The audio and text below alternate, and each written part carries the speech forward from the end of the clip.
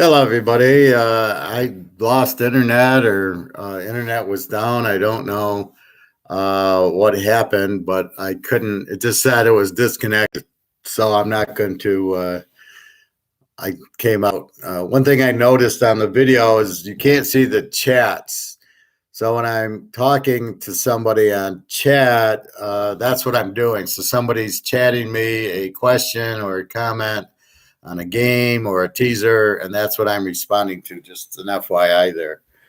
Um, so again, we've went over all the games, and again, the better bets are when the teams really need to win.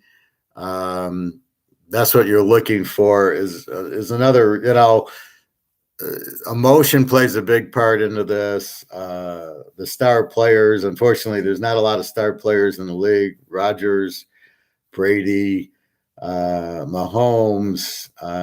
That's about it right now. Russell Wilson, I'd say, is a star. You lost Breeze. Boy, he looks bad. I was watching the Notre Dame game a little bit because Ohio State was up 100, and he's terrible as an announcer. He doesn't get it. He's commenting on the play, but you don't want him there. You're Drew Brees. What do you see as a quarterback? What is it that you see watching the game? So he doesn't know what he's doing right now. But he's you like Drew Brees, but not as an analyst. Anyway. So we covered most of the games in the first video. I'm waiting to see if I get any guests. I like this live. I can interact instead of just talking on it. So let's see. I'll give it a couple minutes to see if we get people back. But yeah, I must have been YouTube because I could get on other internet sites without a problem. So let's just say the internet dropped and came back. Over-unders today. I had the under in the Denver-Cleveland game. I think Cincinnati-Baltimore could be an over, but it's hard because two good defenses. You never know what you're going to get. Green Bay, I think, is an over against Washington. KC, of course, over.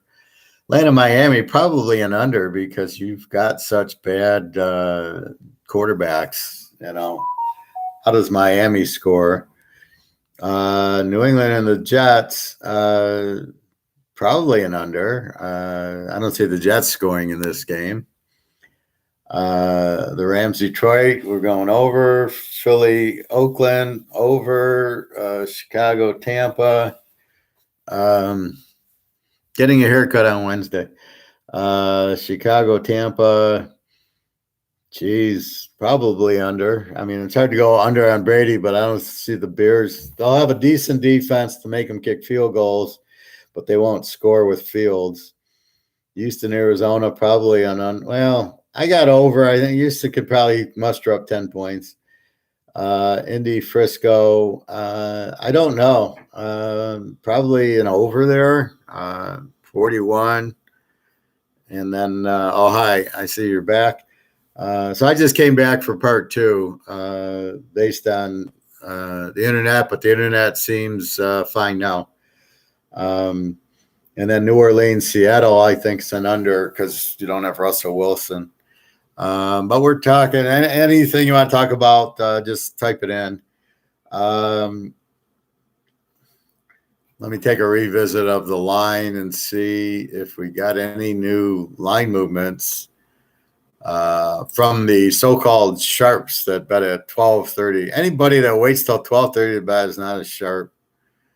Baltimore is still 6, a few 6.5s. Carolina 3, Green Bay 7.5 and 8.5s. What's that? Win bet seems to have lower number. KC's 4 all over 58. So there's some betting on the over. Atlanta's down to 1.5 over Miami. So now that's almost where you want to take Atlanta in 4.5 in a teaser. But I'm not going to play Atlanta. New England's still sitting at 7. I'm shocked you had to lay 8.5. I just have never seen an 8.5 all week. Rams 15.5, 16.5. Again, win bet is 15.5. Everybody else is 16.5. Oakland's down to 2 against Philly. Tampa's 11.5 all over against the Bears. Arizona's up to 20. 19.5. Oh, there must be something going on. The Sharps know. 20 point. You got to be kidding. How the hell do you lay 20 in the NFL? Frisco is going down to 3.5. Over under went way down. If I got it right. Maybe it's 42.5. So that's what it is. Yeah, I think it looks like 47.5. So 42.5. And then nothing on the New Orleans. That'll be tomorrow. So you have a little bit of line movements. The biggest one is Arizona laying 20. I know, guys, I was playing poker at the Venetian, and guys would not know the name of the quarterback on the team, but they would bet against the public. So if the line, like here, Arizona goes from 7.5 to 20, they would bet Houston because they go, well, you're going to lose, so I'm going to bet against you. That's how crazy these guys are betting football. They bet on numbers. It's 3.5, I'll take it. 7.5, I'll take it. I don't care what the team is. Betting against people, well, you're going to lose. Everybody loses, so I'm going to bet against you. It's just insane. There's very few people like me that actually understand why I'm betting the game and the matchups and looking at it fundamentally and technically and like a stock. And I see what's going on. New England, they won the last 10. Jones is playing better. They got a good defense. The Jets stink. That's why we make the bet. Not because it's laying 7. We might not lay with Arizona. Now it's up to 20. We might not play the game because of the 20, but I'm not going to play the game because people are betting on it. I do notice when lines jump like that, they tend to lose. I'll see 7s go to 11, and I'll, I've already bet the 7. It's up to 11, and then it loses, and you're like, okay, so what was all the betting? See, what I don't understand is when the betting goes from 7 to 11, are they then calling the team saying, okay, you can't win, all the money's on Arizona, so the refs, you got to start calling holding penalties and pass interference. All the money's on them. So to make money, we want Houston to cover the 20. And I would not be surprised if that's what happens because there's so many funny things in the NFL, and we all know who runs it, the mafia. So when you see the bullshit holding calls and the bullshit pass interference, that's really what's happening because a lot of calls are just not there. Now the broadcasters are even scared and they're, oh, no, it looked fine. Yeah, he did hold his jersey a little bit, which they do on every play, and it's never called, and it shouldn't be called. So what else do we want to talk about? I think we've nailed these games. So you can, whatever you want, just ask away.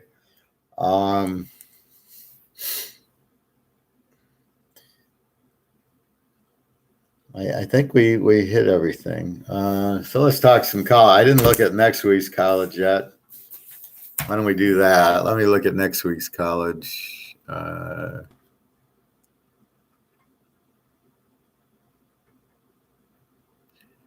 I think I go here.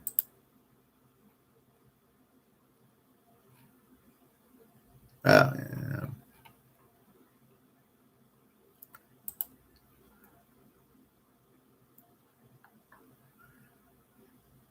I don't have a full slate. Well, I got to go to a different site. Well, here's some key games. So we've got Michigan is 2 over Michigan State, 2.5. Utah 3.5 over UCLA. I like UCLA already. Ohio State 11 over Penn State. Okay. Houston 4 over SMU. I like SMU there. Georgia 14 over Florida. Over under 52. Bet it under. I made a ton betting Georgia under. I've never seen a defense like that. Florida couldn't score on Kentucky, is not going to score on Georgia. You could probably lay the 8. Again, it's a neutral site game. Notre Dame 5.5 over North Carolina. North Carolina is terrible. They're not what they were last year at all.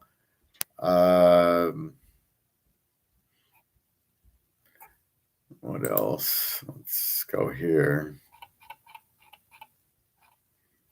I can give you games without lines on Yahoo.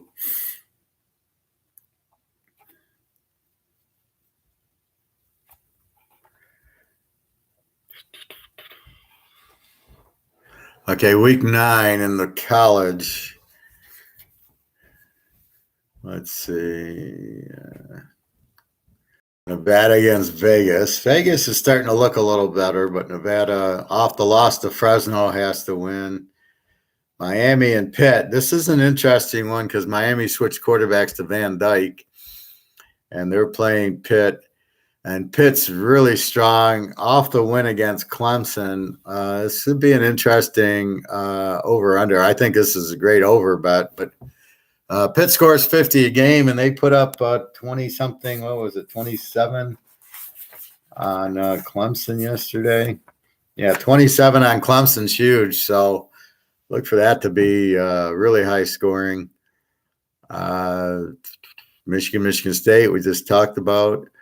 Iowa, Wisconsin, there's a big under. We know Wisconsin has no offense. Cincinnati, Tulane. Now, we'll see Cincinnati blow out Tulane because of the Navy game, and they'll be lucky to stay in the top 4, and look out. They're going to kill them. Texas, Baylor, interesting game. I like my Baylor with that wonderful offense they have. 600 yards, 300 running and passing. You can't get any better than that. They'll run it up on Texas. UMass against Liberty.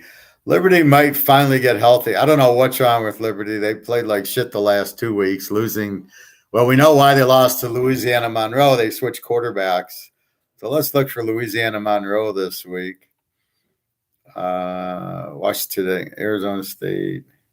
That's a good game. Washington State, Arizona State. Live dog in Washington State.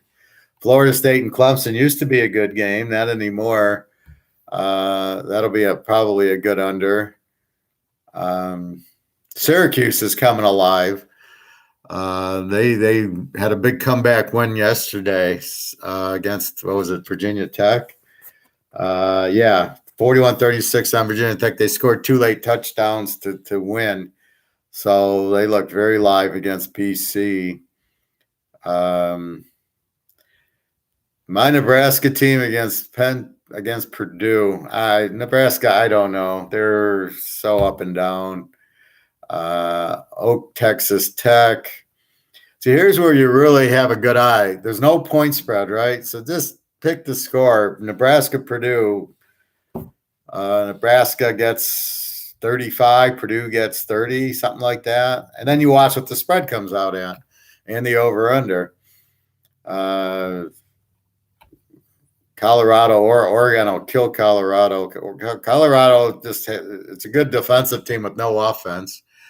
Georgia, Florida, we know. Georgia laying 14. That one is just under, and probably Georgia. Georgia looks so strong. Poor Alabama, no chance this year. Here we go. This will be interesting. App State against Louisiana Monroe with this new quarterback who they're lighting it up. And App State off the big win over Coastal Carolina. It's going to be a little flat. This game is a huge over bet. Let's hope we get a 50-point, something in the 50s in the over under, even in the low 60s. I love this game over. Louisiana Monroe is scoring, and App State definitely scores. So this is over city here. Again, you got to keep an eye that Louisiana Monroe switched quarterbacks, and that's why they're starting to go. Now they're 4-3. They're not a Z team anymore. So they started as a Z team, and now they're probably more of a B team, or maybe even an over team. So this is what we get in college, these changes, even in pros a little bit when they switch quarterbacks. Wake against Duke. Wake should kill them. Wake, 70 points on Army, my God. But Wake's a good team. They're an A team anyway. Arizona, USC. I don't know what USC is. Oregon State, Cal. Give me Oregon State in points. It's a lock.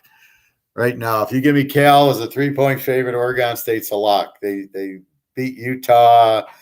I love their running back, Baylor, good quarterback. They're a very strong team, Oregon State, and a very live dog here. We pray. See, here's where the difference between a lock and not a lock. If Cal's a 3-point favorite, Oregon State's a lock, and we bet it as soon as it comes out. Oregon State's a favorite, and it's under 7. We take Oregon State and lay the 1, but we're not going to lock it. So depending on the spread, depends if we have a lock or not. Oak State over Kansas, they'll kill them. They need the game now that they lost. Mississippi State, Kentucky. Kentucky's very strong there. Old Miss Auburn, tease the dog. SMU Houston, tease the dog. Boise, Colorado State, tease the dog. Louisville, NC State, tease the dog. Penn State, Ohio State, tell Ohio. BYU, Virginia. They've had a weird schedule, BYU. They played Arizona State, Utah. Yesterday they beat another pack. They beat Washington State 21-19. Now they get Virginia, who's a over team. And our night game is Fresno State, San Diego State. That's a very interesting game. San Diego State, a big under team, 7-0. Fresno State beat UCLA. I like Fresno State. That'll be a lock if I get Fresno State in points there. So that's kind of how we do it. Oh, the new standings come out? No, I think this is still week of October 17th. So I'm waiting for the new college standings. Any questions? So that's how we look at the college. I don't know what else to say about the pros. I guess the key is, why are you betting? Why are you gambling and why are you betting certain teams? You got to have purpose to bet. You've got to understand it. Got to understand matchups. The goal is to build a bankroll. When you're hot, you bet more. When you're cold, you bet less. That's the key. You bet streaks. You respect streaks. That's how I learned. I was playing $2 blackjack at the Maxim in 1980, and my uncle from Toronto was actually in town at the same time, which I always consider fate. He was a professional gambler, and he taught me about streaks. And I was playing $2 blackjack. I couldn't get anywhere. I didn't understand. And he shows me how streaks are. And we went and played downtown somewhere, and I got up to $150 a hand, because as we won, we increased the bet. And as we lost, we went back to $5. I won like $500-600, where I was playing $2, never increasing my bet, and I had no chance of winning.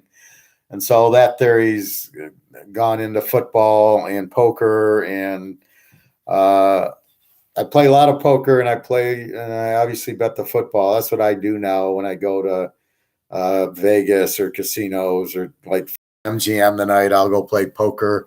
I stay away from blackjack. They fuck the odds up, and craps, they fuck the odds up a little bit.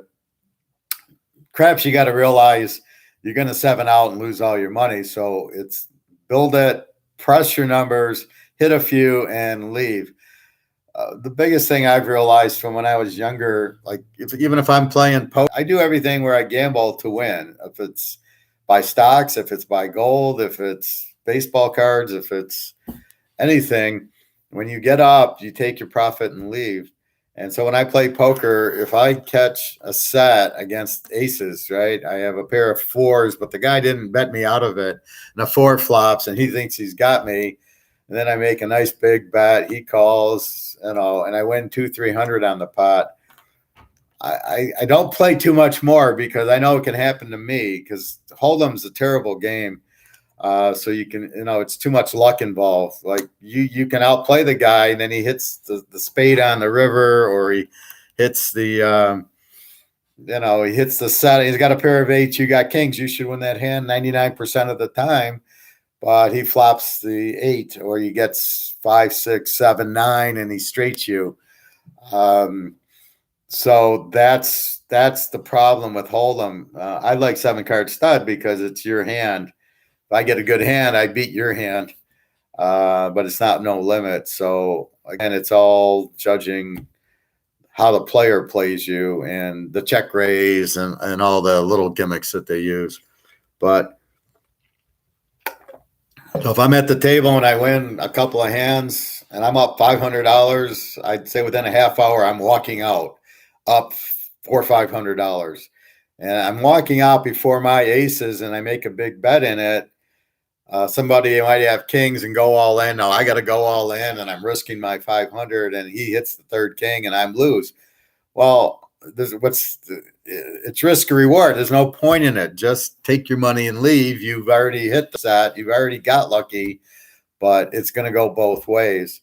I do that a lot. I don't understand when they do these teams go for it's 4th and 2 at your own 20, and the coach goes for it. And my thought is, but it's risk reward. You're turning the ball over, but you don't get a reward. What is your reward? You keep the ball at your own 21, and then it's 3 plays and you're punting anyway. So you're risking losing the game, giving up momentum to gain 2 yards, but there's no reward at the end. I can see 4th and goal at the 1. The reward's the touchdown. I don't see 4th and goal at the 15, at the opponent's 15. Okay, so even if you get it, you didn't get a reward. You could have kicked the field goal and got the 3. So you're risking getting a first down against giving a field goal up. And even if you get it, there's no guarantee you're going to score or you're even going to get a touchdown. So the risk reward of going for a 4th down, especially in scoring range, makes no difference, makes no sense. In your own, there's really no reward at all. You just keep the ball. Who cares? You're still at your own 30. What are you going to do with it there? Now you got to try to go and drive again, but you just had 3 chances. You couldn't gain 10 yards. Now all of a sudden you're going to gain 10 yards. So I don't understand these coaches. This analytics is just bullshit. You cannot use math when trying to analyze football. There's too many variables. There's too much hunches. There's too much gut. It's art, not science. That's what I try to tell people. When I pick, it's so much art. It's so much feel. You've got to feel the game. You got to be in, Ohio State was going to kill Indiana yesterday. That was a gut. There was no question, just look at the numbers and get scared. CBG fan, not a TK fan. How much is minimum recommended bankroll to play parlays? Well, it depends. There is no minimum. If you have $100, you're just going to play dollar parlays. If you got $1,000, you might play $10 parlays. Depends on the odds you're getting. It depends on how many teams you're playing. Do you want to play a 2-team? Are you talking teasers with the 6 point? Are you talking straight up parlays, money line? So it all depends what you're on. But if you don't have a lot of money, let's say you have $500 to bet, you're just betting dollar parlays. You can't bet. But see, the goal is to get your $500 bankroll up to $750, and then you start playing $2. You know what you're doing. You're listening to me. You're winning. Now you go up to $1,000, and that's the point. You're slowly trying to get it. Teaser 6 points and parlays. Yeah. Again, how much is your bankroll? If your bankroll, if it starts at 5,000, you're probably playing, maybe 25 a game. The thought should be to increase your bankroll and to win. So if you have a good Saturday and you're winning, so yesterday I was great. Hit 4 locks. I'm up a ton. The last thing I want to do is give it all back. So I'm not betting that much today to give it all back. I can't lose. All right, a $500 bankroll. So if you bought from me or you're listening here, I'd be playing my lock for 25 and some of the other bets for 10. I might play 5-16 teasers for $5. Again, you're trying to get 500 to 750 to 1,000 as you go up. So if you start at 500, you're playing $5 teasers. If they allow, I think that's the minimum. I think the minimum is $2, but let's say it's $10. You're just trying to get it to 1,000, and when it hits 1,000, your tens go to 20s. Your locks go from maybe 25 to 35. As you're winning, then you increase your bankroll's gone up, and then as your bankroll goes up, your bets go up. That's how you do it. So again, the whole purpose is to make the 500 go to 1,000. And so you're looking for good bets, and you feel the bets. So when I'm in Vegas or when I'm here, let's say I'm in Vegas and I'm in line, I'll feel the bet. I'll go, oh wait, that's not going to win. I can feel. I've researched that this team's going to lose, and so I'm going to get off of that. And then I feel like I felt Nevada yesterday. It was a feel. I knew getting 9 against Fresno. There's no way they were losing. Their quarterback's too good. They're too good. Fresno's defense isn't that wonderful. I knew that Nevada was going to win. I locked it, and they won. Factor in losing bet. Yeah, well, that's the bankroll, right? So you're going to win some, you're going to lose some. Of course, you're building the bankroll. So you're playing a normal teaser for $10. If you're playing a 5-16 teaser, you're probably playing $5. You're just trying to win. You're trying to make money and grow your bankroll. Of course, you have losers in there. So that's the thing. You net it out. So if you have a winning weekend, then your bankroll, then you look at the bankroll. What's it at? Oh, it's at 550. Oh, okay. I'm going to stick with my bets. But if I get a real strong feel on a game, and I've been doing this my whole life. I watched when I was 5-6 years old, Joe Namath, with my dad. So I was always watching football. So I have tremendous feel for what I think's going to win. When I see a team like the Steelers in the 70s or Joe Montana, Lawrence Taylor, that's what you're looking for. Here, all we got is Rodgers, Brady, and Mahomes. So the question today is, do you want to bet on Mahomes, or are you afraid of Henry? Lane 4, I'm not. I think Mahomes wins the game because he's it.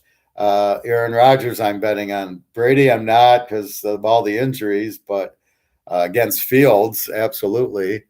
Baltimore, I'm betting on Jackson. I love Burrow, but I think the whole Baltimore team's a little bit better than Cincinnati, but I think it'll be an extremely close game, and it wouldn't surprise me if Cincy wins. So my feel there is to kind of stay away from that, but my feel on Green Bay and my feel on Indy is there.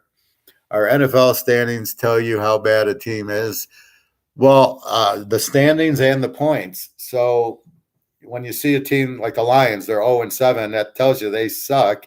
But if you look at the points, that tells you they suck too. That's why I rank the teams. So Detroit's a Z team because they don't score and their defense sucks. So that's why I do the ranking. So I'm looking at the points. I don't necessarily look at the record, but the record will be, the Jets might beat Jacksonville, but that's kind of misleading. When you see the Jets against the good teams, well, they did beat Tennessee on some miracle. I don't know how, but I still think the Jets in the long run are still a Z team. Now, if they win at New England, then now you start seeing changes, and that's like Louisiana Monroe. You start saying, wait a minute, they switch quarterbacks, they're scoring. They got 600 yards yesterday of offense. Okay, now I start seeing the change, and now I change Louisiana Monroe from a Z to maybe an even. I like betting against weak. So when I say the Z teams today, the Jets, the Detroit, Houston, Houston's a Z because Mills is terrible. Detroit's a Z because they have no offense or defense, and they have no coach. The Jets are a Z because their team stinks. Washington's a W, and the Giants are W's just because their defense is terrible and they don't score much. I don't like their quarterbacks. I tend to shy away teams with their. Yeah, I think everybody does. A, they're worried about it being fixed, and B, you're worried about. In pros, they don't. All they want to do is win. If they get up 10, if the Rams are up 10 late in the game, they're going to take a knee. Look at Notre Dame did that last night. They got the ball at the 2-yard line, 1st and goal, and they take a knee. I've seen teams with a minute left running the ball with their second team out there trying to score, even though they got the game in hand. It all depends on the team and the coach. I was surprised Notre Dame did that. But they had the game in hand. It didn't affect the final score or the spread. But absolutely, that's what you're looking for. I don't think too many teams can handle 13, and it depends on what. But I stay away from those teams. Like I say, you're either looking for 2 A's and you want to tease the dog, like Oregon UCLA yesterday. And UCLA is not even an A team; they're an over team. But when you get an A team as a dog, you play it. There was a couple. There's San Diego State and Air Force for 2 A's. San Diego State wins. What was it? The Oregon game, the Nevada Fresno State game. Both teams were A's. Tease the dog. Nevada wins as the dog. What else? There was 1 or 2 others. Oak State and Iowa State. 2 teams take the dog. Dog wins. Oregon State, Utah. 2 B teams playing. Or Utah was the favorite for some reason. Oregon State wins by 8. I love Oregon State. See, that's the team that's up and coming, and that's where you come to me because I can spot. Like Louisiana Monroe just switched. How many other guys do you think that handicap that even know college football would understand that and would then start looking at Louisiana Monroe? I stayed away from him yesterday because I said, well, what's going on? They beat Liberty. So it's usually they got the beat Liberty. Now they got confidence. Now they 600 yards on this team. Look out, here comes Louisiana Monroe. So like I said, they play App State. They're going to be getting 14, 20 points. It's almost a lock to take Louisiana Monroe because they've changed. And that's what I study. So when I just went through next week's games, that's what I was telling you, or Michigan State. That's what I'm telling you is I've already studied it. So I can tell you they're both A teams. Michigan State's a home dog. You take Michigan State. Michigan does not blow out Michigan State very often, and they always lose to Ohio State, and they're going to lose to Ohio State again. I just hope the spread's low. But they do not. It's psychological. They cannot beat Ohio State. And it's psychological. Michigan State really gets sky high for Michigan, but Michigan gets sky high for Ohio State. You think I should buy your 75 web side bet? What is that's my lock. No, not today because I've already locked it with college. I locked it. Today's lock is with UTSA or Nevada, one of those two. So when I tell you there's locks, if you just want to buy my locks, which are my best feel plays like yesterday, right? Nevada and UTSA, then buy them all and you get them all for 75. Yeah, next week. Well, I'll let you know how many I have. And if I might not have any, but usually I can find it depends on the right spread, as I just pointed out. But yeah, and then just bet them. For the 75, you bet, you got a $500 bankroll. You don't want to get caught on one game. So you don't want to bet 300 on one of my locks and it loses because I'm going to go about 80% of my locks, but there's 20% losers. And you got to understand that going in. You can't perfectly predict the future, which is what I'm doing. And I do very well predicting the future because I've looked at all the variables, but they're gut variables. They're not mathematical. I have a customer who wants to mathematize it, and I go, you can't. There's too many variables. Like Kansas City needing the game today. Okay, where are you throwing that in your equation? If a team needs the game, what are you going to do? Add one? It's impossible. So it's something that you just know. So yeah, I mean, buy the lock, start with them. Maybe you go $20 a lock. Maybe you do. If I give you like here, I got 5 locks, only one today. You could have played a 5-team teaser, and now you hit the 4 college. So today's lock you could trap. What time do you run? Well, I do a Monday show or a Tuesday show, depending on time, to recap. And then I'll do a college show on Wednesday and a pro show on Thursday because I'm waiting on all the pro information. And then I'll do this time Saturday and Sunday pregame just to say, hey, Arizona's line went to 20, or this guy's injured, or the game time decisions. But normally I'll bet the game as soon as possible. I'll bet games on Monday, seeing a good line. Like if Oregon State, as I said, if they open as a dog, they might not be a dog by Saturday. So when I see a good line, and that's why I laugh about the sharps. The sharps don't come in at the end and bet. I'm a sharp. I come in as soon as I see the line I want. I've already know the game I want. That's why I study so much. So I've studied so much that I very rarely need to study the pros because I can see it. There's only 32 teams.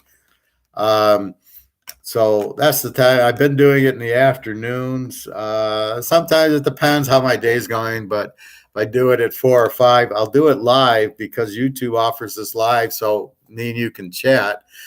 Again, you can't apparently see this when you watch it. You can't see that you can't see the chat, or I'm not aware of how you see the chat, but I can see it when I'm doing this, so I can tell you. But if you're watching, you might not see. So I try to answer the question.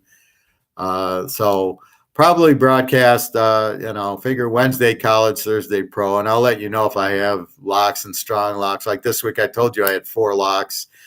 In college, I added a lock in the pro, I think Friday maybe, but I told you about it yesterday. But that's what you do. And yeah, 75. And then I give breaks if you want longer.